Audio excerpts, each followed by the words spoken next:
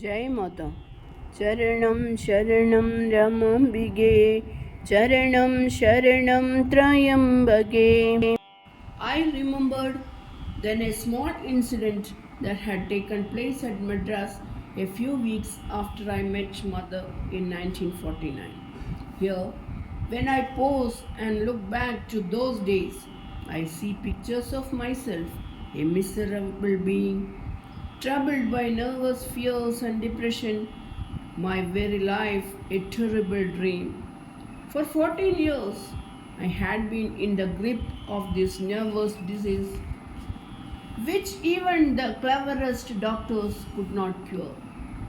Though my horizon was pitch dark as I stumbled on in darkness, deep inside me was the impelling urge to see God, and I called to Devi for succor day and night.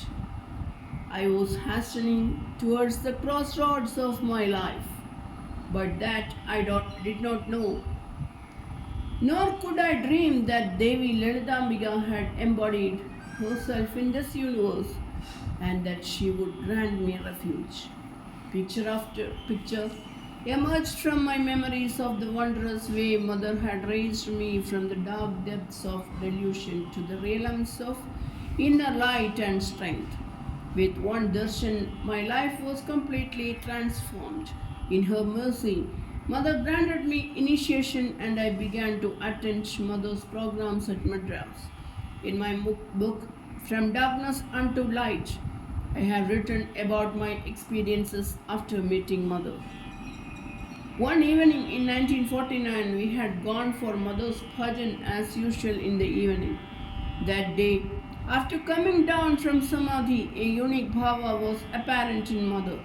In tones of sorrow, words came from Mother that while Mother was showering prema and power on all, how few were prepared to work for her cause without seeking reward. Later, Mother came back to body consciousness and was seated in a side room beside Bhagwan. Some of the devotees gathered around Mother and asked, "Oh Mother, why did you say there were none ready to work for you selflessly? We are older." Mother smilingly asked, "Is that so? Are you all ready? Let me see. Let those who are willing to work put up their hands." I was standing near the door with my daughter. I was still new to the place, a bit of a simpleton, and still rather nervous of seeing and talking to strangers. On hearing Mother's words, I told my daughter, "Let us also raise our hands," and shyly we did so. Immediately, Mother's glance fell on me, and her eyes twinkling irresistibly, she said in a playful manner, "Oh, Trichur Amma," as I was known then. Two has raised her hands. All laughed, for a less likely person to work for Mother could never be imagined.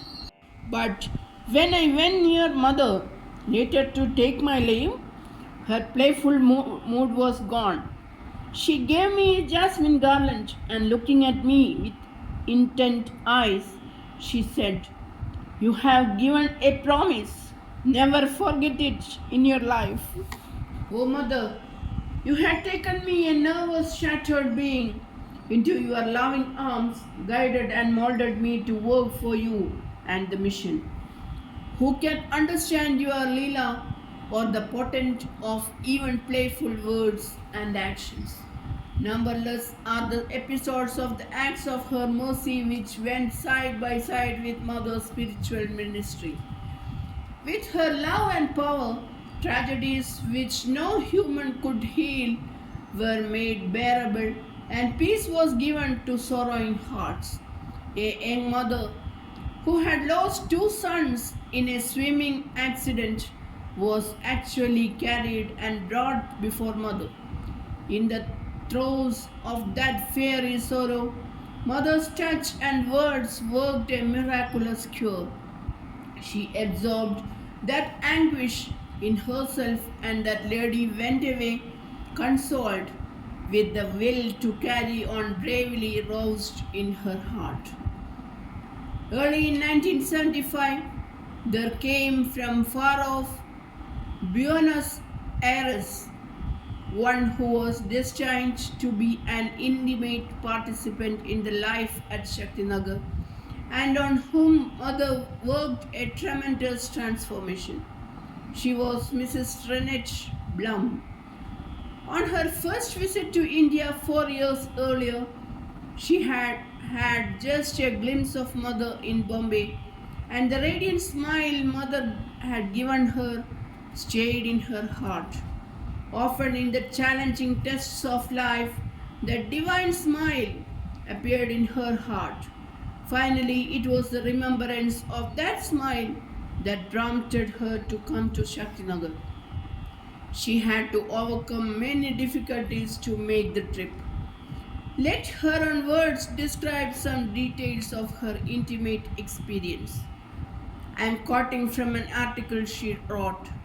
I had come from Buenos Aires, where the human minds are like whirlwinds, never quiet, but tossed here and there in the problems and dire situations of life.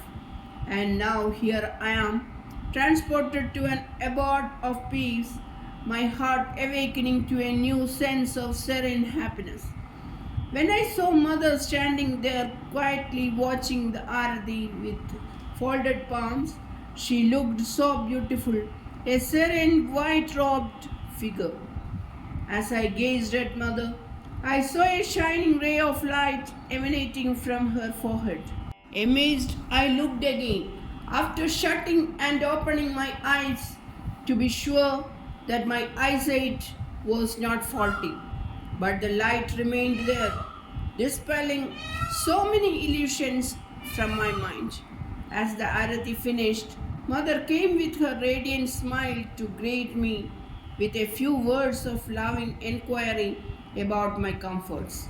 Life at Shaktinagar gave a new orientation to her life. Like all of us, she too fell spontaneously into the routine of sadhaka life.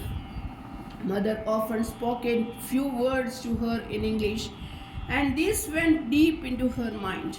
She wrote, in mother I found a master who is infinite in compassion, who does not take into consideration the merits or qualities of the seeker. Love alone links her with the children. The Vedic truths, which appear so complicated in scholarly commentaries, are made so easy. One rainy day, to my amazement, I saw Divine Mother walking towards me through all the mud and rainwater. I never thought that Mother would come to my flat. She called out my name in her sweet voice and came in and talked to me in English for a long time, instructing me on various disciplines of spiritual life. I can never forget this experience. Taraka too came to my flat so many times. I felt she was a radiant soul chosen by Mother for the spiritual role as the president of the mission. As the crowning gift of her life, love, Mother granted me sacred Upadesha. Her infinite grace filled and overflowed in my heart. The days are approaching when I have to leave this paradise on earth.